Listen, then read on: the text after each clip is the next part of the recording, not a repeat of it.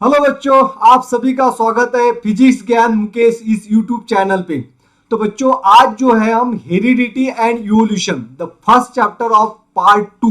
तो science part two जो है, इसका पहला चैप्टर जो है हेरिडिटी एंड इवोल्यूशन, इसके जो एमसीक्यू जो है एमसीक्यू के बारे में आपको मैं आज जानकारी दूंगा। एमसीक्यू क्या है, इसमें जो है ऑब्जेक्टिव क्वेश्चंस कैसे सॉल्व करना है, उनके आंसर्स जो है, इनका एक्सप्लेनेशन जो है मैं आपको इस वीडियो में देने जा रहा हूं। तो बच्चों, कॉन्सेंट्रेटली सभी क्वेश्चंस जो है वो आपने मेरे साथ साथ दोहराना है और सभी क्वेश्चंस का एक्सप्लेनेशन जो है अच्छी तरह से ख्याल में रखना है। तो बच्चों, सबसे पहला क्वेश्चन आपके सामने है, which part which part vestigial in human is useful and fully functional organ in ruminants. तो बच्चों यहां पे देखिए रूमिनेंट्स, यानी कि इस क्वेश्चन का जो ये अर्थ क्या है, ह्यूमन बीइंग में जो वेस्टिजियल पार्ट होता है, वेस्टिजियल पार्ट यानी कि नॉन फंक्शनल पार्ट, जिसका ह्यूमन बीइंग उस पार्ट का यूज नहीं करता है, but it is useful and fully functional organ in ruminants.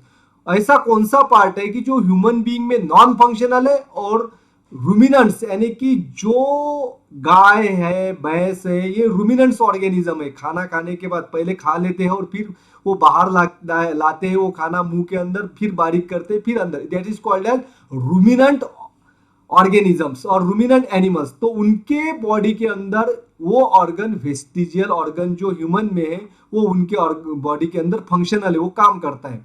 तो अपेंडिक्स, कोकिक्स और ear muscle and ear pinna, ये चार ऑप्शन है। तो इसमें जो है बच्चों अपेंडिक्स जो है, तो अपेंडिक्स ह्यूमन बींग्स के अंदर वेस्टिजियल ऑर्गन है। ये अपेंडिक्स का हमारे बॉडी के अंदर कोई उसका उपयोग नहीं होता है, लेकिन रूमिनेंट्स ऑर्गेनिज्म जो है, इनके अपेंडिक्स में ऐसे एंजाइम्स होते हैं कि वो एंजाइम सेल्यूलोज का डाइजेशन करते हैं। वो एंजाइम्स किसका डाइजेशन करते हैं? सेल्यूलोज का डाइजेशन करते हैं। अब देखिए सेल्यूलोज जो है, दीज आर द फाइबर्स, इसे हम फाइबर्स कहते हैं। तो ये सेल्यूलोज जो है हमारे बॉडी के अंदर डाइजेस्ट नहीं होते हैं, लेकिन रूमिनेंट्स और एनिमल जो है इनके बॉडी के अंदर सेल्यूलोज डाइजेस्ट होते हैं और इसके डाइजेशन के लिए जो भी एंजाइम्स लगते हैं वो अपेंडिक्स के अंदर होते हैं। नेक्स्ट क्वेश्चन देखिए बच्चों, carbon dating method is develop by, carbon dating method जो है जिसकी वजह से हम कोई भी फॉसिल्स जो है इसके एज के बारे में पता कर सकते हैं, तो उस टेक्निक का जो है, टेक्निक किन्होंने ढूंढ निकाली? Hugo de Vries, Francois Jacob a Monod, Den Ostwald, Avery and Willard गिबी। तो बच्चों ये जो है ये ढूंढ निकाली है विलर्ड गिबी। तो यहाँ पे डी नंबर का ऑप्शन जो है यहाँ पे करेक्ट होगा। नेक्स्ट क्वेश्चन की तरफ चलते हैं बच्चों, generic name of human today is Homo sapien. Generic यानी कि यहाँ पे जेनेटिक भी होना चाहिए। जेनेटिक नेम जो है ह्यूमन बीइंग का ये होमोसेपियन है, ये ट्रू है। साइंटिफिक नेम यानी कि हमारा साइंटिफिक नेम क्या है बच्चों? Homo sapien. Homo is the genus and sapien is the species. अब देखिए question, carbon dating method is used इन, ये कार्बन डेटिंग मेथड जो है इसका इस्तेमाल जो है वो कहां पे होता है? पहला ऑप्शन है आपके सामने palaeontology and anthropology, only in palaeontology, only in anthropology, in fossilization. तो बच्चों कार्बन डेटिंग का टेक्निक, कार्बन डेटिंग जो है इसका इस्तेमाल करते हैं हम एज निकालने के लिए, यानी कि वो ऑर्गेनिज्म जिसके फॉसिल्स हमें मिलते हैं प्लांट से या एनिमल से, तो वो ऑर्गेनिज्म कितने सालों के पहले हमारे धरती के ऊपर था। तो इसका एज निकालने के लिए कार्बन डेटिंग टेक्निक का इस्तेमाल किए थे। और carbon dating technology is used in palaeontology and anthropology. Palaeontology तो हमें पता है the science deals with the study of fossils, and anthropology it is the science of behaviour of biological and physiological part of living things. Next question की तरफ चलते बच्चों, blank develops in such a way that apes started to stand in erect posture in grassland। जो हमारे human beings के evolution से संबंधित एक क्वेश्चन है।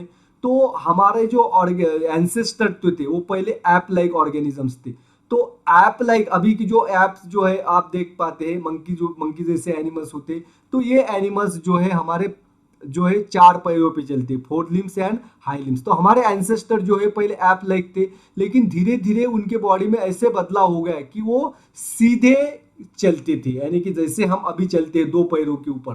तो ये किसकी वजह से हुआ है? तो उनकी बॉडी के अंदर ऐसा कौन सा जो है एडाप्टेशन हुआ है?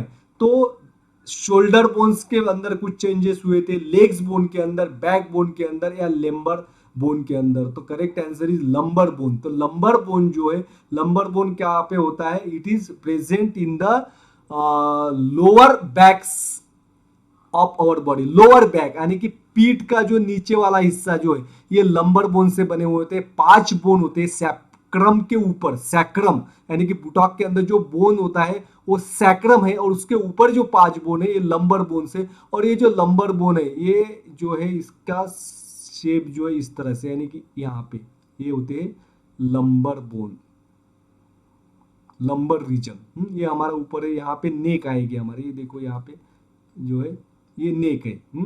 और यहाँ से ऐसे इस तरह से it can be bend inward. यहाँ पे मैंने थोड़ा सा ज्यादा ही बेंड कर दिया, तो slightly it is bend inward, that is the lumbar part of. और लंबर बोन्स जो है, लंबर बोन्स में इस तरह से चेंजेस आने की वजह से ह्यूमन बींग्स जो है उनका पॉइस्चर जो है वो क्या होगा? इरेक्ट। नेक्स्ट क्वेश्चन, यम आरएनए यानी कि messenger RNA, mRNA is produced as per the sequence of nucleotide on DNA। तो डीएनए के ऊपर जो न्यूक्लियोटाइड का सीक्वेंस होता है, उस सीक्वेंस के हिसाब से मैसेंजर आरएनए जो है न्यूक्लियस के अंदर तैयार होता है। ये ट्रू है, messenger RNA is transcripted from DNA. Second option false, mRNA is made up of amino acid। Option C is true, messenger RNA then forms tRNA। false, tRNA is made from DNA। तो correct option जो है बच्चों इसका ये है, क्योंकि messenger RNA is transcript from DNA. Transcription process हमें पता है, डीएनए जो है, डीएनए स्ट्रैंड के ऊपर जो न्यूक्लियोटाइड का सीक्वेंस होता है उसका कॉम्प्लीमेंट्री सीक्वेंस मैसेंजर आरएनए पे तैयार होता है, और मैसेंजर आरएनए जो है वो डीएनए स्ट्रैंड से ही तैयार होता है न्यूक्लियस के अंदर, and that carries the information about the protein synthesis from nucleus to cytoplasm, where protein is synthesized with the help of transverse RNA and ribosomes। Next question, degenerative यानी कि नष्ट होने वाला, धीरे धीरे नष्ट, degenerative structure being to degenerate under a situation as per the principle of natural selection. तो degenerative structure जो है वो डीजेनरेट होता है, यानी कि धीरे धीरे खत्म होता है, ये जो है प्रिंसिपल ऑफ नेचुरल सिलेक्शन। तो इससे हमें पता चलता है, प्रिंसिपल ऑफ नेचुरल सिलेक्शन से हमें पता चलता है, यानी कि उसमें नेचुरल सिलेक्शन क्या बताता है कि डीजेनरेटिव ऑर्गन जो है धीरे धीरे खत्म होते हैं। ये ट्रू है या फॉल्स है? ये तो ट्रू है बच्चों, ट्रू, दे में बी फंक्शनल इन बॉडी। अब ये जो खत्म हो गए, पहला ऑप्शन क्या? ट्रू है, बराबर है, दे में be functional in the body. जो बॉडी के अंदर फंक्शनल ऑर्गन है वो डीजेनरेट होती है, ये तो रॉन्ग आंसर होगा, क्योंकि फंक्शनल ऑर्गन अगर डीजेनरेट हो गए तो हमारे बॉडी काम कैसे करेंगी? False, they are vestigial. True बताया, थर्ड में ट्रू है, they take some years to disappear.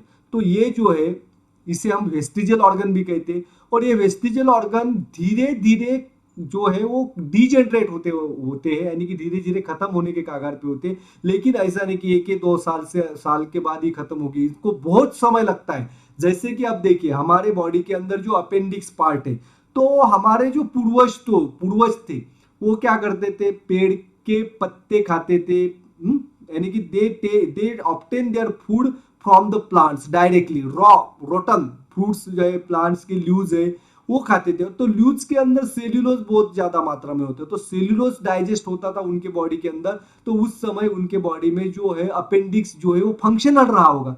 लेकिन धीरे धीरे जो है ह्यूमन बीइंग जो है वो खाना पका के खाने लगा। जैसे ही फायर का इन्वेंटेशन हुआ है, फायर यानी कि आग का इन्वेंशन हुआ था, तो तब जाके ह्यूमन बीइंग्स जो है वो खाना पका के खाने लगा। और खाना जब हम पकाते तो उसमें से सेल्यूलोज नष्ट हो जाता है, तो सेल्यूलोज जो है बॉडी के अंदर जाता ही नहीं था, तो सेल्यूलोज को डाइजेस्ट करने का काम जो है अपेंडिक्स को नहीं करना पड़ता था, तो धीरे धीरे वो उसमें जो एंजाइम्स लगते थे सेल्यूलोज को डाइजेस्ट करने के लिए, वो डाइजेस्ट करने के लिए सेल्यूलोज जो है वो तैयार होना जो है धीरे धीरे कम हो गया, और उसकी वजह से अपेंडिक्स जो है उसकी साइज भी कम हो गई, और फाइनली जो है अभी जो है छोटा सा पार्ट हमारे बॉडी के अंदर वो पूरी तरह डिसअपियर नहीं हुआ, उसे कोई बहुत साल लगते हैं।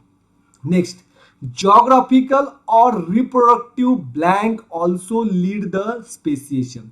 तो ज्योग्राफिकल और रिप्रोडक्टिव डेवलपमेंट की वजह से स्पेसिएशन होता है, या कंडीशन की वजह से होता है, या आइसोलेशन या लोकेशन। तो करेक्ट आंसर है बच्चों इनका आइसोलेशन। तो ज्योग्राफिकल रिप्रोडक्टिव आइसोलेशन यानी कि कोई अगर एक एनिमल है, कोई भी एनिमल लीजिए, उसको हम दो अलग अलग ज्योग्राफिकल रीजन में रखेंगे, तो ज्योग्राफिकल रीजन में रखने की वजह से बहुत सालों के बाद उन दोनों ऑर्गेनिजम्स के अंदर थोड़ा फर्क हमें दिखाई देगा। पहले जो है जो ज्योग्राफी में रखा था उसको अगर हम दूसरे ज्योग्राफिकल रीजन में रखेंगे तो बहुत सालों के बाद उसमें जो है वो बदलाव आते हैं। वैसे भी रिप्रोडक्टिव यानी कि अगर रिप्रोडक्शन नहीं होता है दोनों के बीच में, तो दो स्पीसीज अगर अलग अलग ज्योग्राफिकल रीजन में रहते हैं उनमें रिप्रोडक्शन का चांस ही नहीं होता, तो आइसोलेशन हो गया उनमें, वो दोनों को सेपरेट रखा है, तो उसकी वजह से नई स्पीसीज जो है वो तैयार होती है, आइसोलेशन।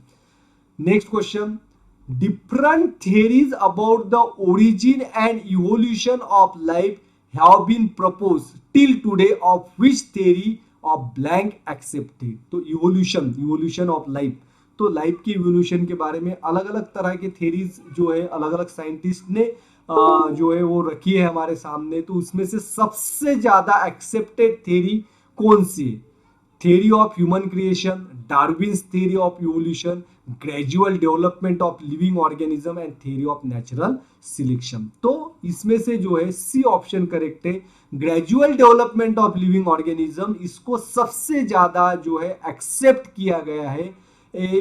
अभी जो है एक्सेप्टेड थ्योरी है ग्रेजुअल डेवलपमेंट ऑफ। इसका अर्थ क्या है? इस थ्योरी में क्या बताया कि ये सभी लिविंग ऑर्गेनिज्म जो है इवॉल्व हुए हैं, तो उन्हें बहुत समय लगा है, धीरे धीरे उनमें थोड़े थोड़े बदलाव होते गए, देन जियोग्राफिकल आइसोलेशन भी होते गए, तो उस तरह से नए नए तरह के ऑर्गेनिज्म जो है हमारे धरती के ऊपर तैयार हुए हैं। तो gradual development of living organism, इस थ्योरी को सपोर्ट करने के लिए बहुत सारे एविडेंसेस भी मिले। तो इसकी वजह से उन एविडेंसेस की वजह से कौन कौन थे? मॉर्फोलॉजिकल एविडेंस है, एनाटॉमिकल एविडेंस है, एम्ब्रियोलॉजिकल एविडेंस है, देन पैलियोंटोलॉजिकल एविडेंस। तो इन सभी एविडेंस की वजह से इस थ्योरी को सबसे ज्यादा एक्सेप्ट किया गया। Next, each species grow in specific geographical condition. तो इसका आंसर ट्रू होगा। हर एक स्पीसीज स्पेसिफिक जियोग्राफिकल कंडीशन में रहती है। Next question, RNA stands for. तो आरएनए जो है इसका फुल फॉर्म हमें पूछा है। पहला आंसर है ribose nucleic acid, second B degenerative nucleic acid, C responsive nucleic acid, D ribosomic nucleic acid. तो करेक्ट आंसर हमें पता है बच्चों, ribose nucleic acid stands for RNA, और डीएनए के लिए deoxyribose nucleic acid. Next question, first record of human like animal is with us in the form of which app? पहला जो रिकॉर्ड जो है ह्यूमन के जैसे दिखने वाला एनिमल जो है, इसका करेक्ट आंसर होगा Ramapithecus. Blank is the unit of DNA chain. DNA chain का यूनिट कौन है? सबसे छोटा यूनिट जिससे डीएनए मॉलिक्यूल तैयार होता है, इसे कौन सा है? न्यूक्लिक एसिड है, न्यूक्लियोटाइड है, कोडॉन या एंटीकोडॉन? तो करेक्ट आंसर है answer number B, nucleotide is unit of DNA. तो न्यूक्लियोटाइड किससे बनता है बच्चों? न्यूक्लियोटाइड बनता है शुगर, डीऑक्सीराइबोज शुगर, डीएनए के अंदर जो होती है डीऑक्सीराइबोज शुगर, जिसको मैं यस के फॉर्म में लिखता हूं, और होता है फॉस्फेट मॉलिक्यूल, और शुगर के साथ जुड़े होते हैं nitrogen bases, adenine, guanine, cytosine और thymine. Adenine always pairs with thymine, और इसके साथ जो है guanine always pairs with cytosine. तो ये जो है it bonds with the sugar. तो इस तरह से डीएनए मॉलिक्यूल तैयार होता है and this is called as nucleotide. एक न्यूक्लियोटाइड बनता है डीऑक्सीराइबोस शुगर, नाइट्रोजन बेस और फॉस्फेट मॉलिक्यूल से। Next, formation of new species of plants and animal is the effect of, जो नए प्लांट्स और एनिमल्स के अलग अलग स्पीसीज जो तैयार होते हैं ये किसकी वजह से होता है? इवोल्यूशन की वजह से होता है, रीजनरेशन की वजह से होता है, ओरिजिनेशन की वजह से, या डी ऑप्शन ओरिएंटेशन। तो करेक्ट ऑप्शन है बच्चों इवोल्यूशन की वजह से स्पीसीज फॉर्मेशन होते हैं। Next, transfer RNA has blank having complementary sequence to the codon on messenger RNA. तो ट्रांसफर आरएनए जो है वो मैसेंजर आरएनए तक क्या पहुंचाने का काम करता है? अमाइनो एसिड को कैरी करने का काम करते हैं। लेकिन कौन सा अमाइनो एसिड चाहिए, उसका सीक्वेंस क्या है, इसकी इंफॉर्मेशन मैसेंजर आरएनए के ऊपर होती है। और मैसेंजर आरएनए के ऊपर जो इंफॉर्मेशन होती है कोडॉन के फॉर्म में, जैसे थाइमिन, एडेनिन, साइटोसिन। साइटोसिन यहाँ पे थाइमिन की जगह पे यहाँ यूरेसिल होता है। तो जो एंटीकोडॉन होगा जो जो इसको मैच करेगा, तो यूरेसिल जो है वो एडेनिन के साथ, एडेनिन जो है ये यूरेसिल एंड साइटोसिन जो है गुआनिन। तो इसका कॉम्प्लीमेंट्री स्टैंड जो है वो ट्रांसफर आरएनए के पास होता है। ये देखिए ट्रांसफर आरएनए और समझो ये मैसेंजर आरएनए। तो मैसेंजर आरएनए जो इंफॉर्मेशन लाई है एक कोड की, एक ही कोड, ऐसे बहुत सारे कोड होते हैं, thousands of codes are present on messenger RNA. तो उस कोड को पढ़ने के लिए इसके एंटीकोडॉन जो है ट्रांसफर आरएनए पे होते हैं और उस हिसाब से वो क्या करते हैं अमाइनो एसिड को कैरी करते हैं। That is the anticodon is the correct answer. Next question, carbon dating method is based upon, the carbon dating method जो है वो किसके ऊपर आधारित है? तो carbon dating technique radioactive, first option radioactive DK of naturally occurring carbon 14, radioactive DK of naturally occurring carbon 12, radioactive DK of naturally occurring carbon 18, fossilisation technique. तो correct answer है बच्चों carbon dating technique is based on radioactive DK of naturally occurring carbon 14, क्योंकि carbon 14 हमारे body के अंदर यानी कि कोई भी लिविंग ऑर्गेनिज्म है इसमें कार्बन 12 और कार्बन 14 इनकी मात्रा होती है। और जब ऑर्गेनिज्म मर जाता है तो उसके बाद उसके बॉडी में कार्बन कंजम्पशन बंद होता है। लेकिन मरने के बाद जो भी कार्बन उनके बॉडी के अंदर स्टोर्ड है वो धीरे धीरे डीजेनरेट होता है। तो उसमें जो है कार्बन 14 रेडियो एक्टिव है, इसीलिए ये डीजेनरेट होता है धीरे धीरे, उसका प्रोपोर्शन जो है बॉडी के अंदर कम होता है। लेकिन कार्बन 12 ये नॉन रेडियो एक्टिव होने की वजह से कार्बन 12 का प्रोपोर्शन वही रहता है। तो कार्बन 12 और कार्बन 14 उनका प्रोपोर्शन जो है वो मैच किया जाता है कि अगर फॉर एग्जांपल आफ्टर 50 इयर्स, तो 50 साल बाद, 50 साल बाद क्या होगा, कार्बन 12 जो है वो उतना के उतना ही रहेगा और कार्बन 14 जो है, कार्बन 14 अगर जो है कम होता है, कार्बन 14 जो है 50% अगर कम हो गया तो जो है इसका लाइफ स्पैन जो है वो वहां से तैयार किया जाता है 50 इयर्स। तो इस तरह से जो है carbon dating technique is based on radio active DK of naturally occurring carbon 14 in the living organism. तो कार्बन 14 ये डिजेनरेट होता है रेडियो एक्टिव होने की वजह से और कार्बन 12 जो है वो उनका प्रोपोर्शन कायम रहता है और उस दोनों के प्रोपोर्शन का मैच करने के बाद हमें एज पता चलता है। Next, first primitive type of cell may have been form from the mixture of different types of organic and inorganic compounds.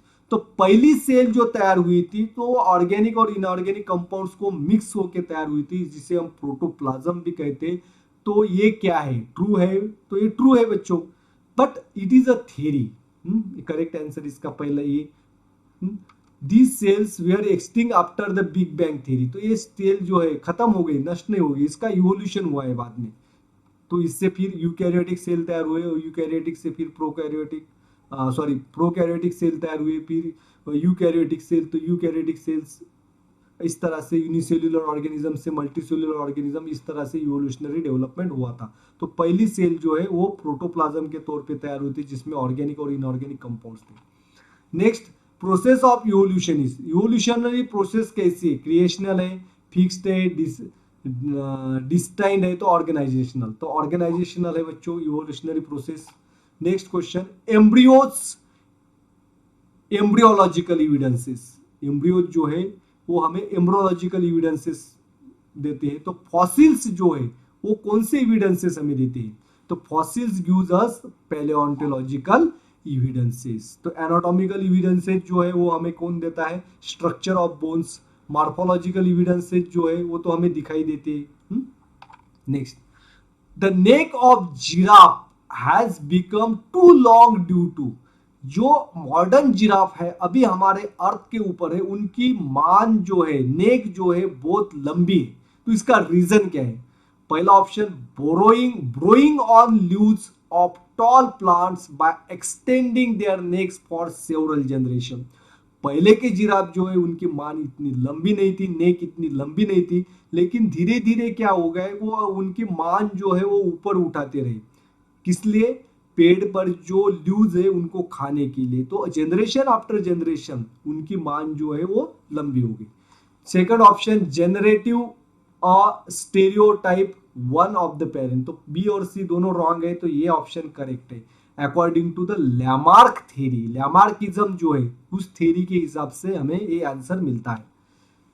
22 number का question, with respect to theory of evolution pick out the odd one out. तो evolutionary theory जो है इसे ख्याल में रखते हुए हमें करेक्ट ऑप्शन यहां पे ढूंढना है। Morphological evidences, vestigial organ, Lamarckism, embryological evidences. तो इसमें जो है morphological evidence, vestigial organs and embryological evidence, ये जो है सभी एविडेंसेस है किसके लिए? ऑर्गेनिक इवोल्यूशन जिसे कहा जाता है। तो लैमार्किज्म ये थ्योरी है, इवोल्यूशन की थ्योरी लैमार्किज्म है, इसीलिए correct answer. Next, fossils, palaeontological evidences. Fossil से हमें पैलियोंटोलॉजिकल एविडेंसेस मिलते हैं। कॉकिक्स क्या है? कॉकिक्स फॉसिल है? नहीं, कॉकिक्स तो एक बोन है बच्चों। Connecting link? नहीं, ये रॉन्ग आंसर है। सी ऑप्शन करेक्ट होगा। वेस्टिजियल ऑर्गन इन ह्यूमन, कोकिक्स जो है हमारा वेस्टिजियल ऑर्गन है। हमारा जो वर्टेब्रल कॉलम है इसका आखिरी का जो बोन है ये कोकिक्स से, 4 बोन्स के फ्यूजन से बोन बनता है। नेक्स्ट, डीजेनरेटेड और under develop useless organs of organism are called as blank organ. Degenerated, धीरे धीरे खत्म हो रहे जो ऑर्गन, अंडर डेवलप को पूरे विकसित नहीं हुए और जिसका ऑर्गेनिज्म को कोई यूज नहीं होता है, इस ऑर्गन को हम क्या कहते हैं? अभी जो क्वेश्चन पढ़ा था इसमें ये आंसर हमें मिला है। तो option number C, vestigial organs. तो degenerated and under develop useless organs of organisms are called as vestigial organs. Next question, blank is required for protein synthesis. तो बच्चों प्रोटीन सिंथेसिस के लिए किसकी जरूरत होती है? Ribosomes, messenger RNA, transfer RNA या ऑल ऑफ द अबो। हमें पता है राइबोसोम्स प्रोटीन तैयार करने के लिए राइबोसोम्स की भी जरूरत होती है, मैसेंजर आरएनए की भी जरूरत होती है और ट्रांसफर आरएनए, तीनों से जो है प्रोटीन सिंथेसिस होता है। तो इसीलिए all of the other. Messenger RNA transcription सी प्रोसेस से तैयार होता है और मैसेंजर आरएनए जो इंफॉर्मेशन लाते हैं उस हिसाब से ट्रांसफर आरएनए जो है अमाइनो एसिड जो है वो ट्रांसफर करता है मैसेंजर आरएनए तक। और ribosome is the site of protein synthesis. तो तीनों की मदद से प्रोटीन सिंथेसाइज होता है, इसीलिए इसका करेक्ट ऑप्शन है D. Next, with respect to anatomical similarities speak the odd man out. तो anatomical similarities means structurally similar but performs the different function. Structure same होता है लेकिन वहां पे फंक्शन अलग अलग होता है। Human hand, tail of bat, cats 4 leg, flipper of whale. तो हमें वर्ड ढूंढना है। तो बच्चों ह्यूमन हैंड जो है इसमें बोन का स्ट्रक्चर, कैट के 4 लेग्स में बोन का स्ट्रक्चर जैसे कि डायग्राम हमारे बुक के अंदर, और फ्लिपर्स ऑफ व्हेल, व्हेल के फ्लिपर में बोन का स्ट्रक्चर, इन तीनों के स्ट्रक्चर में सिमिलरिटी होती है। लेकिन टेल ऑफ बैट, बैट का टेल नहीं। यहां पे अगर ऑप्शन दिया होता पैटेजियम ऑफ बैट, बैट का जो पैटेजियम है उड़ने के लिए जो यूज करते हैं, it is the modification of 4 limbs. तो उनके बोन का स्ट्रक्चर जो है ये सेम होता है, लेकिन बैट का टेल जो है इसका स्ट्रक्चर और इन तीनों के स्ट्रक्चर में जो है डिफरेंस होता है। तो human hand, cats 4 leg and flipper of whale, they are the anatomical organ and therefore the tail of bat is odd. Progressive development of plants and animals from the ancestor having different structural and functional organization is called as evolution. तो इसे क्या कहते हैं हम? Evolution. तो evolution क्या है? Progressive development है. प्लांट्स और एनिमल्स में डेवलप होते. कहां से होते हैं? उनके एंसेस्टर, पूर्वज जो है, वो पूर्वज जैसे ही नए तरह के प्लांट्स और एनिमल्स तैयार होते हैं जिसमें स्ट्रक्चर और फंक्शन में फर्क आता है, डिफरेंस आता है. तो इसे हम इवोल्यूशन कहते हैं. Next, the morphology of these human-like animals started to appear like to be the member of genus. तो ह्यूमन बीइंग जो है, human like animals started to appear, म्हणजे इंसान के जैसे दिखने वाला जो है एनिमल हमारे धरती के ऊपर जो है इवॉल्व हुआ है. तो इसे किस जीनस का मेंबर जो है माना गया? तो इसके माना गया है होमो. जीनस कौन सा है? होमो. ह्यूमो, HUMO एक रॉन्ग आंसर है. सेपियन स्पीसीज का है और एक गलत स्पेलिंग है सेपियन की. तो होमो जीनस में जो है इसको रखा गया, evolve. Which of the following is mutational disease? Next question क्या है बच्चों? इसमें से कौन सा म्यूटेशनल डिसीज है? रैबिस तो वायरल डिसीज है, न्यूमोनिया बैक्टीरियल डिसीज है, ट्यूबरक्लोसिस बैक्टीरिया. तो सिकल सेल एनीमिया जो है ये म्यूटेशनल डिसीज है जिसके अंदर हमारे आरबीसी जो है, जनरली आरबीसी जो है ये बाय न्यूक्लिएटेड और सर्कुलर शेप में होती है. बाय कॉन्केव और सर्कुलर होती है. और सिकल सेल एनीमिया में ये आरबीसी जो है इसका शेप चेंज होता है, सिकल के जैसे हो जाता है. सिकल यानी कि कोयते के जैसे इसका शेप होता था, इस तरह से इसे कहते हैं सिकल सेल. सॉरी, इसे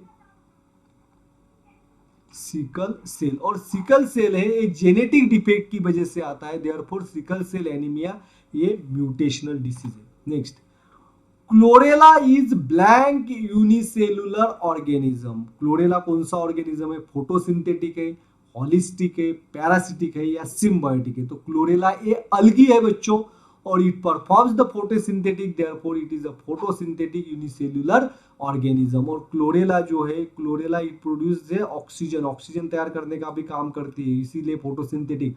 और जो एस्ट्रोनॉट्स होते हैं वो स्पेस में जब जाते हैं तो क्लोरेला को खाते हैं क्योंकि it produces the oxygen. Next, natural selection is not the only factor responsible for evolution. सिर्फ नेचुरल सिलेक्शन ही इवोल्यूशन के लिए फैक्टर रिस्पॉन्सिबल नहीं होता है, ये ट्रू है बच्चों. जेनेटिकल, ट्रांसमिशन, जियोग्राफिकल, बहुत सारे फैक्टर्स है जिसकी वजह से इवोल्यूशन होता है. सिर्फ नेचुरल सिलेक्शन ही उसके लिए रिस्पॉन्सिबल नहीं होता है. Next, according to the theory first living material that is the protoplasm has been found in. तो पहला लिविंग मटेरियल जो है हमारे अर्थ के ऊपर कौन सा तैयार हुआ था? जो प्रोटोप्लाज्म था. तो कहां पे तैयार होता है? एयर में, सॉइल में, सी सैंड में या डी ओसिन में? तो पानी के अंदर तैयार होता, तो ओसिन के अंदर ये तैयार हुए थे प्रोटोप्लाज्म. दैट इज उससे फिर प्रोटोप्लाज्म से यूनि सेलुलर जो है यानी कि सिंगल सेल तैयार हुई, प्रोकैरियोटिक, फिर यूकैरियोटिक, फिर मल्टीसेलुलर.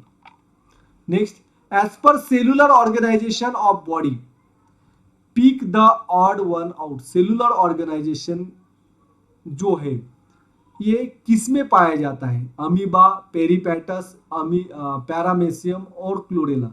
तो इसमें से सेलुलर ऑर्गेनाइजेशन के हिसाब से हमें ऑड को ढूंढना है. तो बच्चों देखिए, अमीबा यूनिसेलुलर है यानी कि cell level organisation, paramecium unicellular, chlorella अभी देखा था हमने ये भी यूनिसेलुलर है. लेकिन पेरिपेटस जो है ये ऑड होगा क्योंकि पेरिपेटस यूनिसेलुलर नहीं है, मल्टी सेलुलर है. Organ level, tissue level organisation इसके अंदर होता है. Next, research started in the direction of finding the nature of genetic material when it was proved blank are carried by chromosomes. तो हमें पता है जेनेटिक मटेरियल जो है वो डीएनए के अंदर होता है. डीएनए के अंदर क्रोमोसोम्स, डीएनए से क्रोमोसोम्स बनते हैं और एक ऑर्गेनिज्म से दूसरे ऑर्गेनिज्म में डीएनए क्रोमोसोम से ट्रांसमिट होती है. तो जब क्रोमोसोम्स ट्रांसमिट होते हैं तो उसमें जेनेटिक मटेरियल जो है वो जीन्स होता है. कौन सा होता है? Genes. Therefore the research started in the direction of finding in the nature of genetic material when it was proved that genes are the carried by the chromosomes. तो एक जनरेशन से दूसरे जनरेशन में क्रोमोसोम ट्रांसमिट होते हैं, तो उसके साथ साथ जीन्स भी जो है वो ट्रांसमिट होता है। Genes are responsible for a particular protein in accordance with human organ pick odd out. इसमें से ऑड ढूंढना है। Human organs, coccyx, bones, appendix, ear, muscles. तो इसमें से मुझे लगता है बोन्स जो है ये ऑड है, क्योंकि कोकिक्स, अपेंडिक्स और ईयर मसल से वेस्टिजियल ऑर्गन है जिसका हमारे बॉडी के अंदर कोई यूज नहीं होता है, लेकिन बोन्स का हम यूज करते हैं। Next, legs of the birds like swan and duck have become useful for swimming। तो legs और bird जो है, सॉरी स्वैन और डक जो है, इनके जो लेग्स है, इन लेग्स की मदद से ये पानी के अंदर स्विमिंग करते हैं। क्यों? Due to living on land, due to near ocean beds, due to living in water and due to living under water. तो इसका करेक्ट आंसर है सी। पानी के अंदर रहने की वजह से उनके पैरों में इस तरह का एडाप्टेशन हुआ है कि जिसकी वजह से वो पैरों की मदद से पानी पे तैर सकते हैं। Next, first record of human like animal is with us in the form of Australopithecus ape from East Africa. ये रॉन्ग आंसर होगा बच्चों, क्योंकि फर्स्ट रिकॉर्ड जो है वो रामापाइथेकस है। Related to the different groups of animals pick odd one out. तो अलग अलग ग्रुप्स जो है इसके हिसाब से हमें इसका ऑड निकालना है। Duck bill, platypus, lung fish, neck और पेरीपेटस। तो इसमें से नेक ऑड होगा, क्योंकि duck bill, platypus, lung fish और पेरीपेटस ये तीनों कनेक्टिंग लिंक है। It shows the characteristic of both organism. Snake is not a connecting link. Next, anatomically similar refers to. Anatomically जो सिमिलर से उसे क्या कहते हैं? एनाटॉमिकली सिमिलर, यानी कि सिमिलरिटी इन स्ट्रक्चर। बोन्स के स्ट्रक्चर में जैसे हमने पढ़ा था flippers of whale, patagium of bat, fore limbs of the cat and humans legs. तो इनके सभी के बोन के अंदर जो स्ट्रक्चर है, बोन का स्ट्रक्चर जो है, अरेंजमेंट ऑफ बोन, ये एक जैसा है। The theory of natural selection by Darwin preaches the survival of the smartest one। तो डार्विन ने क्या बताया था? कौन जीवित रहता है? False, it preaches the survival of the fittest। तो पहला रॉन्ग होगा। डार्विन ने तो सर्वाइवल ऑफ फिटेस्ट बताया था। True, also the survival of fittest. False, it preaches only the extinct animal। जो एनिमल खत्म हुए उनके बारे में उन्होंने बताया। True, the mention in Darwin book. तो सेकंड ऑप्शन इसका करेक्ट होगा, सर्वाइवल ऑफ द फिटेस्ट। जो फिट है, जो लड़ सकता है, वही जीवित रह सकता है। यानी कि लड़ सकता है, इसका अर्थ क्या है? उसके बॉडी के अंदर ऐसे कोई चेंजेस आते हैं कि जिसकी वजह से वो एनवायरमेंट, जिस एनवायरमेंट रहता है उस एनवायरमेंट के साथ एडजस्ट कर सकता है, और जीवित रहने के लिए जो भी जरूरतें हैं बॉडी के अंदर वो सभी उसके अंदर होते हैं। Therefore survival of the fittest is the natural selection by Darwin. Next, Which of the following does not support the theory of evolution? तो evolution theory के लिए कौन सपोर्ट नहीं करता? Anatomical evidences, embryological evidences, paleontological evidences और variational evidences। तो variational evidences जो है वो evolution के theory को सपोर्ट नहीं करती। Organic evolution के लिए anatomical, paleontological, embryological ये evidences है, not the variational। Next, according to the Lamarck, the living organism can transfer the characteristic which it has required to the next generation is called as। तो Lamarck के हिसाब से क्या, Lamarck ने क्या बताया था कि जो ऑर्गेनिज्म जीवित ऑर्गेनिज्म जो है जीवन जब जीता है तो वो कुछ कैरेक्टर्स एक्वायर करता है। फॉर एग्जांपल, जैसे कि एक आयरन स्मिथ है, वो हैमर करता है, दिन काम करता है, हैमर को जोर जोर से उसका इस्तेमाल करता है, और हैमर का इस्तेमाल करने की वजह से उसके शोल्डर जो है स्ट्रांग होते हैं। तो उसने वो कैरेक्टर एक्वायर्ड किया है, उसके शोल्डर स्ट्रांग हुए, तो वो वही कैरेक्टर दूसरी जनरेशन में ट्रांसमिट करता है। तो it is the ancestry of facial character, ancestry of acquired character, ancestry of development और ancestry of evolution. It is the ancestry of acquired character. तो लैमार्क के हिसाब से अगर किसी ऑर्गेनिज्म, किसी ह्यूमन बीइंग के शोल्डर अगर स्ट्रांग है तो उसके एंसेस्टर ने वो कैरेक्टर एक्वायर्ड किया था, यानी उसके पेरेंट्स ने वो कैरेक्टर एक्वायर्ड किया था, उसकी वजह से नेक्स्ट जनरेशन में जो बच्चे तैयार हुए उसके शोल्डर भी जो है वो स्ट्रांग थे। ये थ्योरी है लैमार्क की, ऐसा नहीं होता है। Which of the following is an example of anatomically similar animal? Anatomically similar animal जो है वो इसका कौन सा एग्जाम्पल है? Human hand and cat four legs, cats four legs, flipper of dolphin and patagium of bat, human hand and elephant four leg, flipper of whale and patagium of eagle. तो anatomically इसका अर्थ है structurally जो है वो कौन similar, तो इसका करेक्ट आंसर होगा human hand and cat four leg. Human hand और कैट का जो फोर लेग्स है उनमें बोन्स का जो स्ट्रक्चर है, उनकी रचना जो है वो सेम होती है, therefore they are anatomically similar. Blank, next question, blank is connecting link between Annelida and arthropoda. और एनेलिडा और ऑर्थोपोडा इसके बीच में जो कनेक्टिंग लिंक है, एनेलिडा और ऑर्थोपोडा पे कनेक्टिंग लिंक क्या है बच्चों? पेरीपैटस। क्योंकि पेरीपैटस ये ऑर्गेनिज्म है, ये इसमें सेगमेंटेड बॉडी है, जैसे कि अर्थवॉर्म होता है जो एनेलिडा का मेंबर है, और ऑर्थोपोडा का कैरेक्टरिस्टिक जो है ये भी पेरीपैटस के अंदर होता है, यानी कि it shows the characteristic of both Annelida and Arthropoda, therefore peripatus is the connecting link between Annelida and Arthropoda. Next, similarities in characteristic of leaf shape, leaf venation, leaf petiole provides. तो leaf का आकार है, leaf में जो venation है, petioles, ये सभी हमें दिखाई पड़ती है, therefore it is a evidence. कौन सा एविडेंस है? मॉर्फोलॉजिकल, एनाटॉमिकल, आउटवर्ड और एपियरल। तो बच्चों इसका आंसर ये होगा, क्योंकि morphological, morphology means the characteristic which can be clearly observe, जो कैरेक्टर्स हमें दिखते हैं उस कैरेक्टर को हम मॉर्फोलॉजिकल, यानी कि आंखों की रचना कैसी है, फेस कैसा है, पैर कैसे, नाक कैसे, कान कैसे, ये सब मॉर्फोलॉजी में आता। डार्विन हैज, नेक्स्ट क्वेश्चन को पढ़ रहा हूं मैं, Darwin has publish a book title. Darwin ने कौन सा बुक पब्लिश किया था? Origin of evolution, B origin of animals, C origin of organism, D origin of species. तो करेक्ट आंसर है ओरिजिन ऑफ स्पीसीज। ये बुक जो है डार्विन ने पब्लिश की थी, जिसमें थ्योरी ऑफ नेचुरल सिलेक्शन के बारे में बताया गया है। The code for each amino acid consists of blank nucleotide. It is called as triplet codon. तो क्वेश्चन के अंदर ये आंसर है ट्रिपलेट कोडॉन। अमाइनो एसिड का जो सीक्वेंस, अमाइनो एसिड के लिए जो न्यूक्लियोटाइड का सीक्वेंस होता है उसे ट्रिपलेट कोडॉन कहते हैं। तो ये कोडॉन कितने नंबर से बना हुआ होता है? 3। इसके अंदर कितने न्यूक्लियोटाइड्स होते हैं? इट कंटेन्स द 3 न्यूक्लियोटाइड्स, जैसे कि फॉर एग्जांपल यू जी ए, यानी कि ट्रिपल 3 न्यूक्लियोटाइड्स जो है इसके अंदर होते हैं। Next, blank are synthesise by DNA through RNA, this is called as central dogma. तो डीएनए से आरएनए तैयार होता है, हमें पता है कौन सा आरएनए तैयार होता है? Messenger RNA. फिर मैसेंजर आरएनए क्या करता है? प्रोटीन सिंथेसाइज करता है।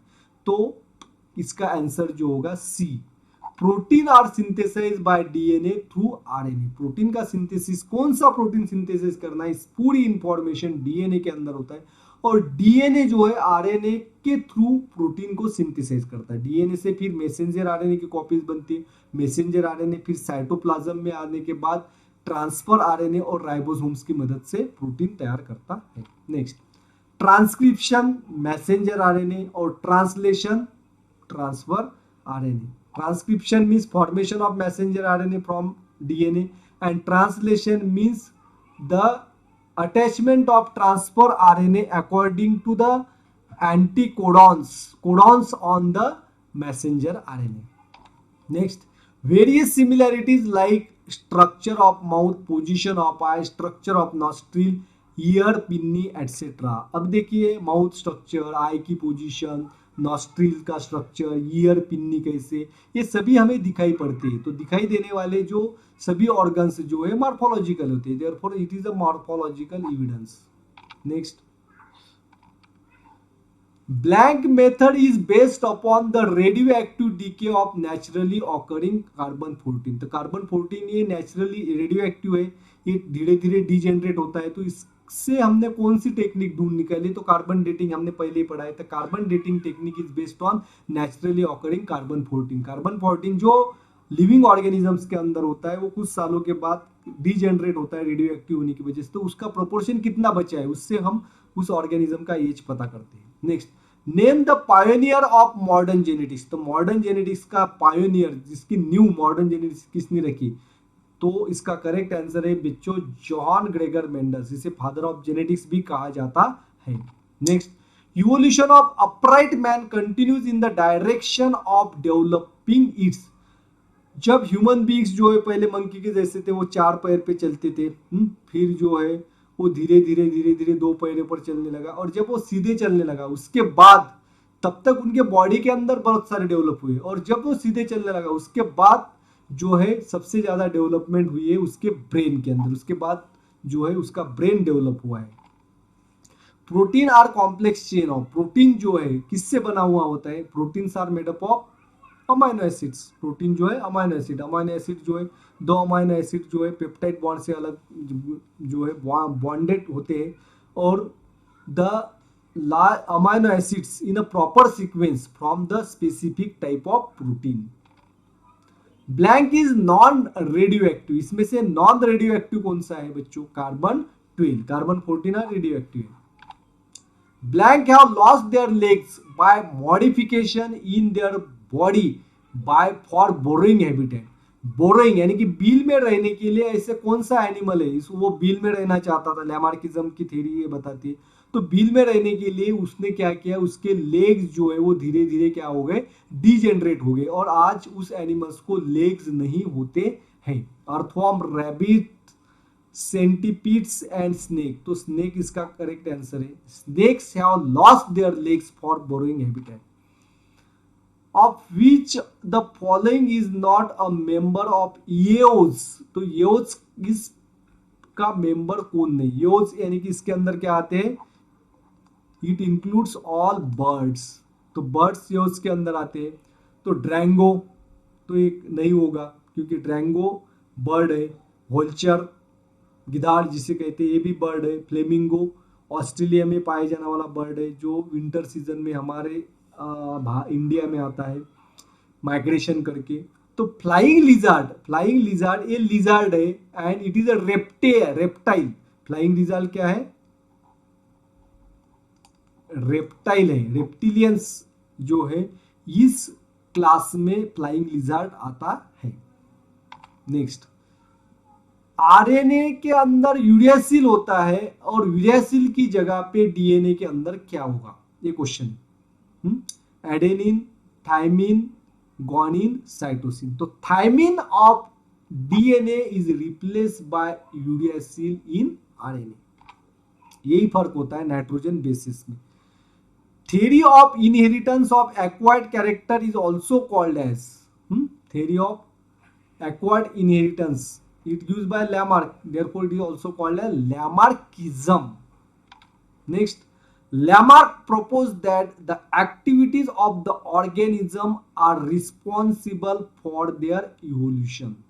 तो कोई भी ऑर्गेनिज्म है वो जब जीवन जीता है तो वो जो एक्टिविटीज करता है तो एक्टिविटीज की वजह से उसमें इवोल्यूशन होता है। जैसे मैंने पहले एग्जांपल बताया था जो है आयन स्मिथ का। अब स्नेक का एग्जांपल, स्नेक जो है वो बरोज में रहना चाहता था, उसको पहले पैर थे और धीरे धीरे बरोज में रहने की हैबिट की वजह से उसके लेग जो है नष्ट हो गया, यानी कि वो उसकी एक्टिविटी।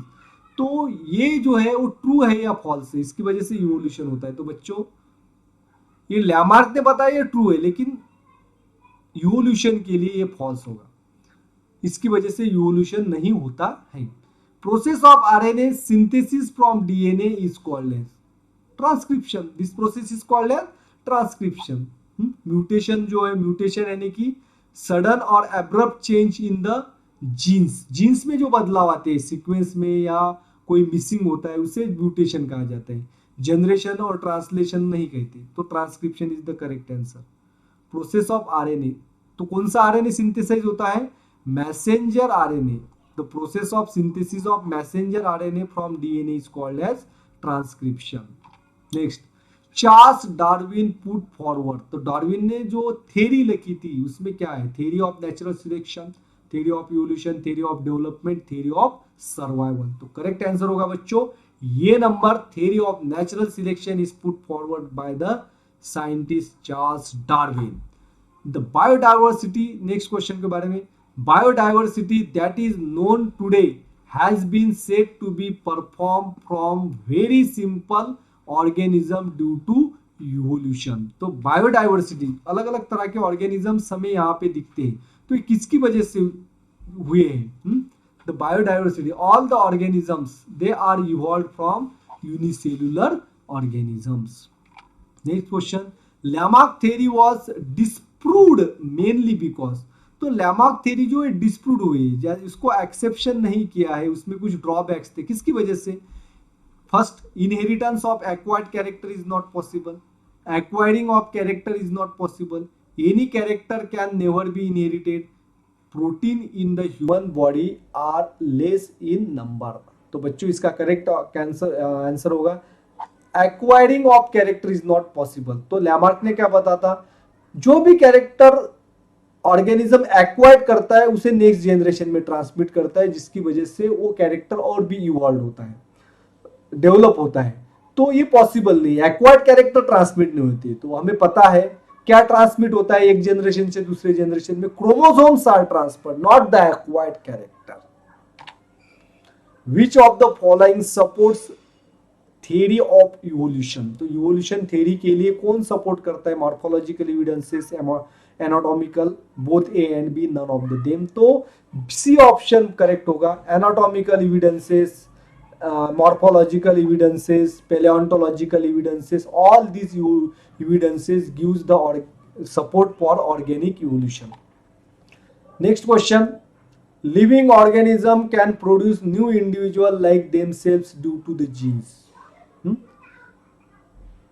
living organism जो है it can produce the new individuals like themselves, उसी के तरह नया इंडिविजुअल्स तैयार करता है जीन्स की वजह से। ट्रू है, genes are transmitted from one generation to another generation by the process of reproduction. Next, Ramapithecus ape was found in East Africa. तो ईस्ट अफ्रीका में पाया गया था, ट्रू आंसर इसका। Next question, Lamarckism is inheritance of inacquired character. बहुत बार क्या होते हैं, हम इसका आंसर जो है ट्रू बताते हैं, क्योंकि एक्वायर्ड कैरेक्टर बताया था, लेकिन यहाँ पे क्या दिया है, inacquired, therefore Lamarckism is inherited of acquired character, it is a false. Next, evolution means, evolution किसे कहते हैं? Classification of animal, speciation of animal, gradual development and development of fossil. तो इवोल्यूशन मीन्स ग्रेजुअल डेवलपमेंट, धीरे धीरे जो बदलाव आते हैं ऑर्गेनिजम्स के अंदर, जिसकी वजह से अलग अलग तरह का, इसी को कहते हैं evolution. In 1901 the reasons behind the sudden changes were understood due to the blank theory of Hugo de Varies। तो Hugo de Varies ने कौन सी थ्योरी बताई थी बच्चों? Mutational,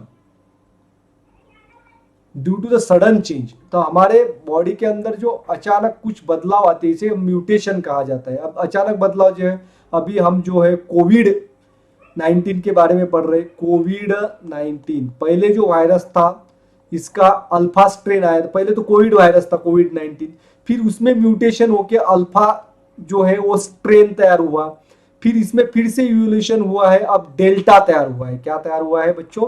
delta. And all this are changes are the mutational. इस virus के अंदर क्या हुआ है? म्यूटेशन हुआ है। Next, the messages on blank contains the codon for amino acid.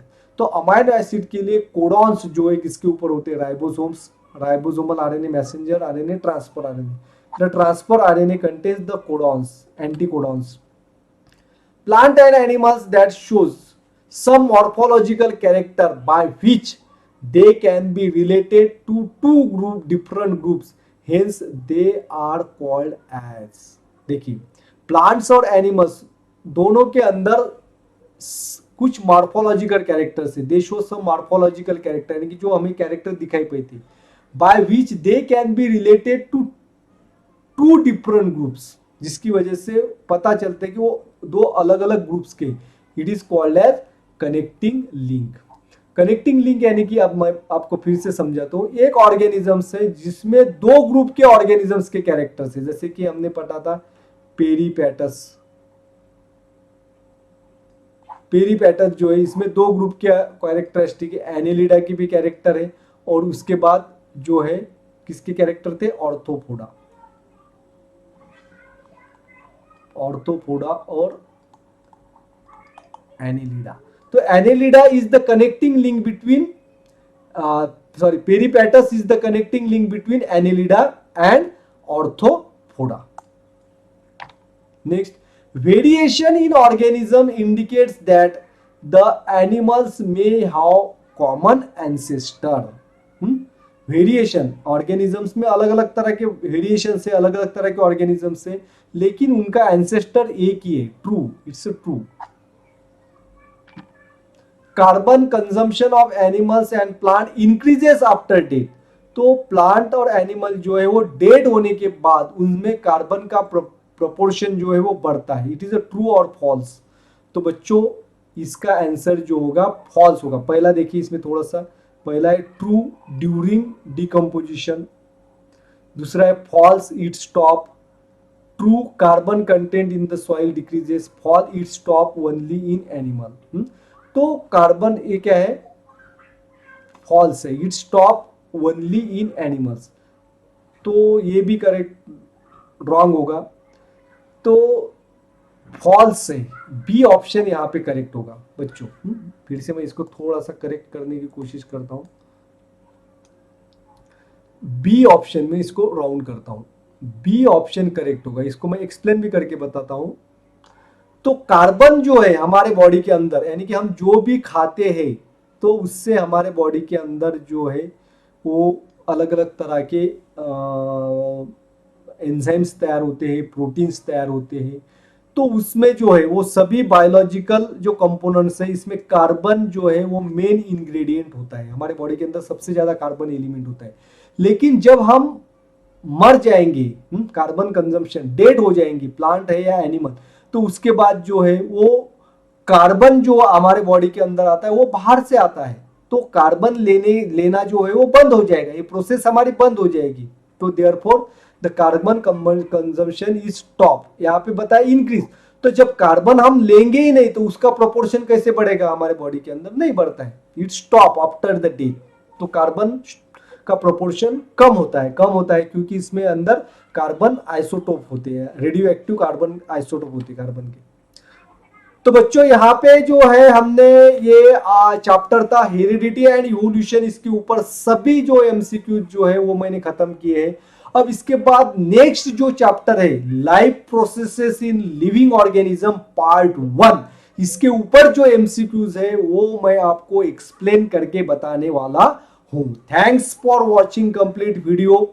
Don't forget to subscribe this channel, like and share the video. Thank you.